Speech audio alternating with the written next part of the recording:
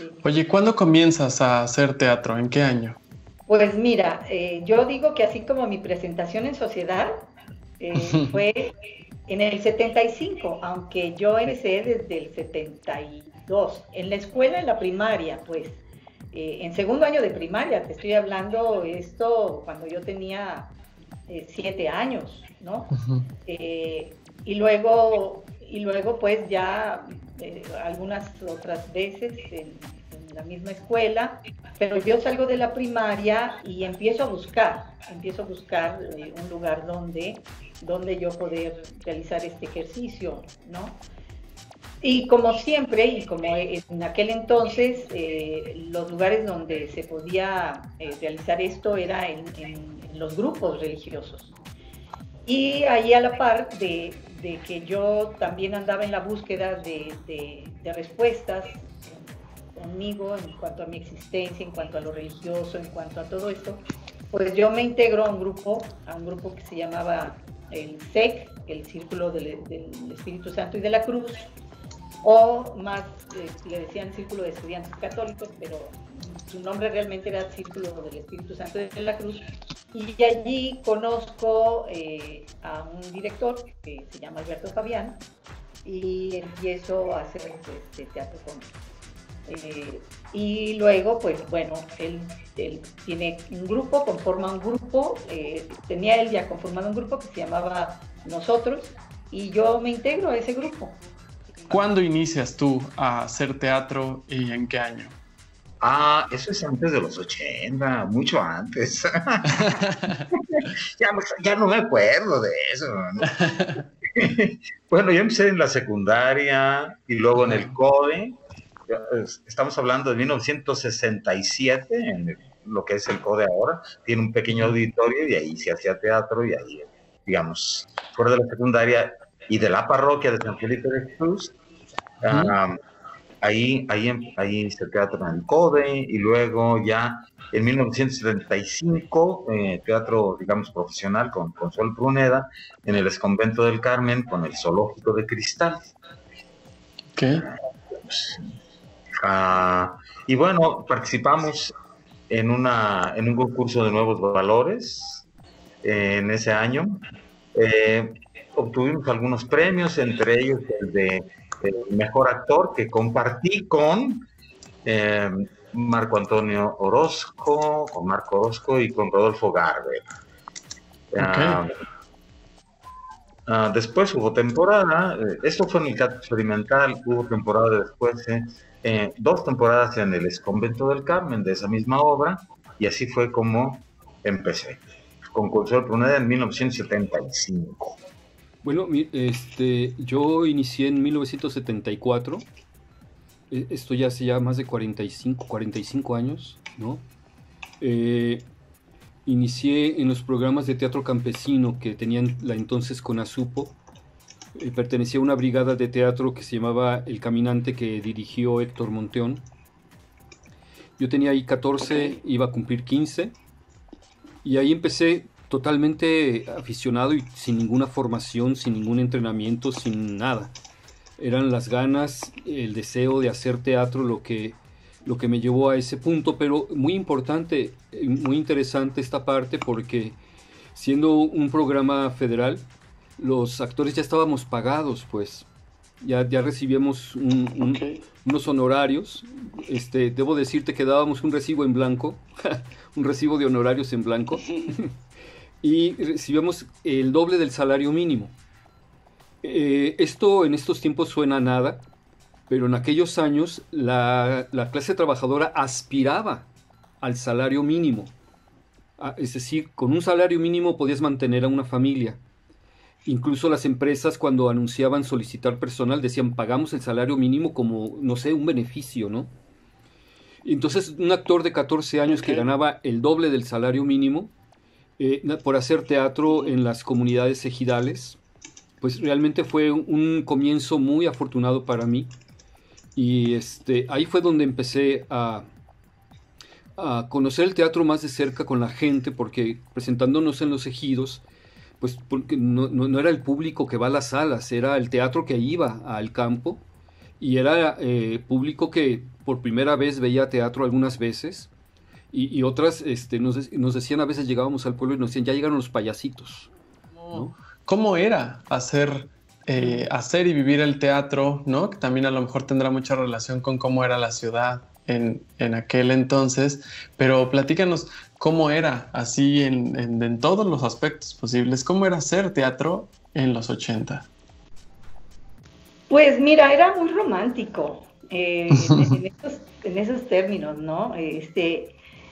Para mí pues era una cosa maravillosa porque bueno, yo era maestra, profesora en la universidad y daba talleres de teatro. Pero para mí eso no era lo importante, o sea, lo importante para mí era juntarme con mis compañeros y montar obras, o sea, y hacer teatro, montar obras en donde discutíamos los temas, discutíamos los propósitos, sobre todo, o sea, el por qué y el para qué. Te digo que era romántico porque los festivales eran muy padres, ¿eh? O sea, antes de que sucediera el famoso Festival Nacional de Teatro, Willy Aldrete, al cual recuerdo con mucho cariño, pues él organizaba los festivales, y como él era alguien muy sencillo, muy generoso, y era una persona muy sencilla, él trataba de que el teatro fuera de comunidad, ¿sabes? O sea, trataba de que todos nos reuniéramos en esa ocasión y nos encontráramos, se instalaba una especie de comedor, de cenaduría, a un ladito del teatro experimental. Y allí, de allí ahí ibas a cenar pozole y fritangas, ¿no? Las obras, te pasabas allí a convivir con todos, o sea, con la gente de teatro, con los que participaban, con el público. Y entonces la verdad era muy padre, pues eran encuentros muy bonitos, y claro, había discusiones y siempre ha existido la envidia y siempre ha existido debate y siempre ha existido todo, eso siempre ha sucedido. Somos humanos, ¿no? Y nada de lo humano nos es ajeno. Y entonces, pues era en ese sentido interesante, era padre, eran reencuentros, ¿no? Porque luego te veías cada año, ¿no? O sea, claro. Si es que no las veías. Había entonces varios programas del departamento del Departamento de Bellas Artes, como era el programa de teatro de las escuelas, y el teatro de las empresas. Este teatro de las empresas, patrocinado por el Departamento de Bellas Artes, fue muy importante porque ahí tuvieron trabajo los que eran directores o actores ya consagrados de la localidad, y dirigiendo a grupos de empresas, y de ahí, de esos grupos de las empresas, salieron muchos actores y directores actuales, ¿no? ¿Cómo funcionaba eso? Se hacía un festival anual. Yo recuerdo, por ejemplo, trabajó ahí Daniel Constantini, Luis Partida, muchos que después fueron grandes directores. A mí me tocó en una sola ocasión con Maripaz Gómez Pruneda, en una obra que se llamaba La Mariposa Incorruptible. Estuvimos en el Festival de las Empresas, pero hubo muchos años, casi toda la década, de teatro en las empresas, y pues fue un gran, ¿qué te diré? Un gran... salieron muchas personas de ahí, ¿no? Pues mira, todos peleábamos el Exconvento del Carmen, porque Guadalajara era hasta entonces, hoy afortunadamente ya no, pero hasta entonces era como muy centralista. Pensábamos que el centro era así como que lo que nos iba a llevar público, ¿no? En aquella época decíamos, todas las rutas de camiones pasan por el centro, ¿no? Ok.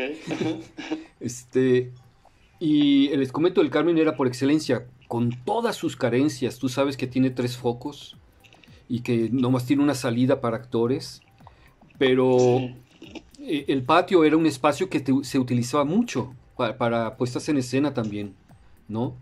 También con sus limitantes, ¿no? Las torres, los cables por ahí colgando como tendederos, ¿no?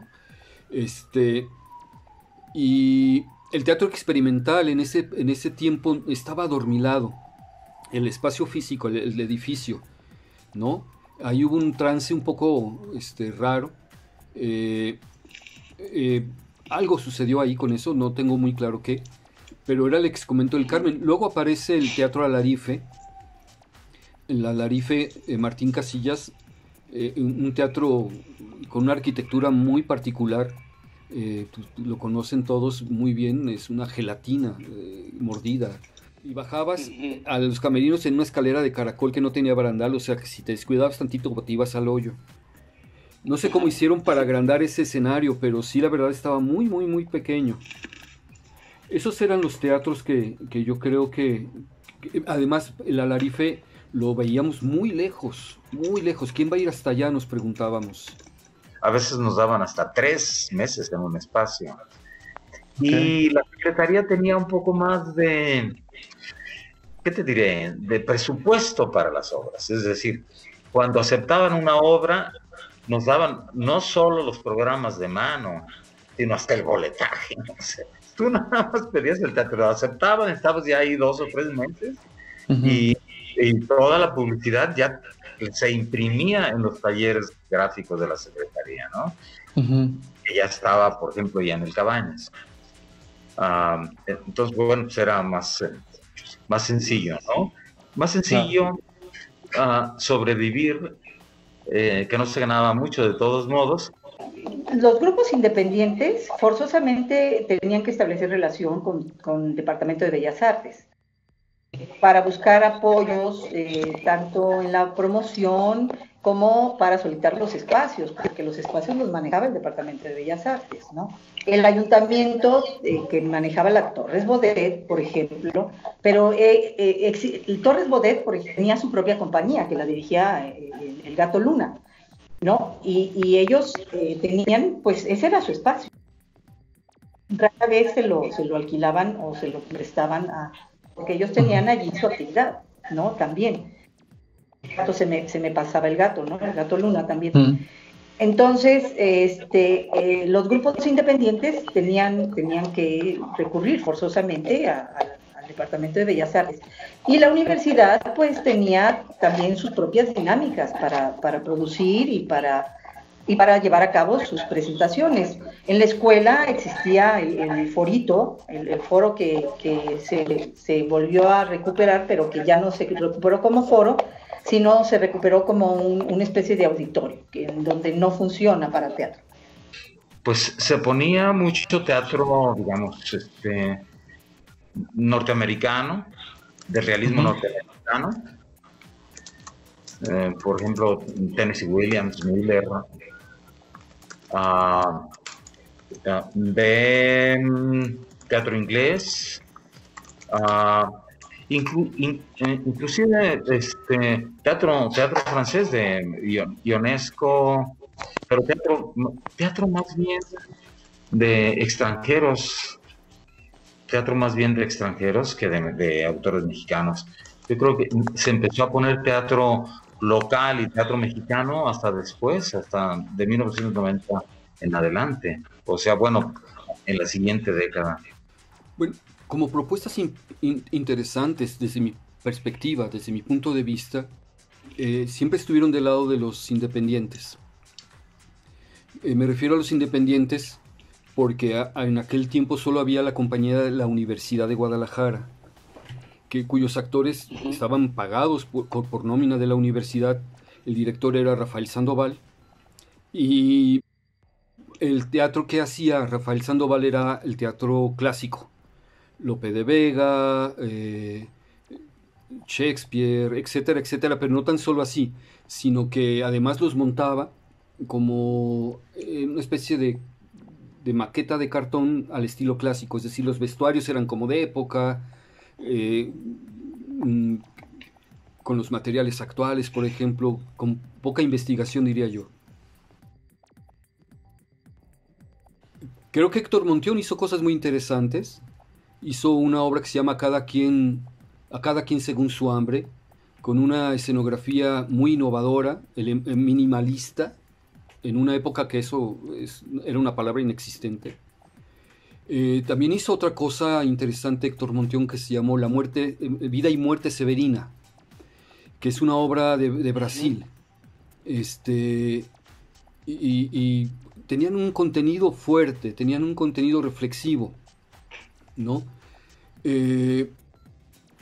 Recuerdo a Gabriel Gutiérrez, también es un director que se dedicó mucho a la formación de actores y que montaba sus obras con muy pocos recursos. Sabrás tú que a veces se montaban las obras con la silla de mi abuelita que dejé, o mi mamá me prestó esto y traíamos esto al escenario, ¿no? Angélica Guerrero. Angélica Guerrero es una gran persona, ya no se dedica al teatro, pero fue una gran actriz. En algún momento Jaime Humberto de Hermosillo fue como una especie de musa para Jaime Humberto de Hermosillo, creo que salió en varias películas. Obdulia es quizá la más famosa donde ella actúa. El uso del teatro degollado era más fácil entonces, porque recuerdo pequeñas temporadas. Consuelo Pruneda hizo teatro en el teatro degollado. Luis Gómez Beck hizo mucho teatro en el teatro degollado también. Marcelino Paredino, y cuentos infantiles, ¿no? Que tenían mucho éxito. Eso sí me consta que atiborraban el teatro, ¿no? El teatro degollado. Y sí era mucho más sencillo, entonces más barato, pues, ¿no? Sí, el teatro experimental es un teatro del Estado. Entonces, se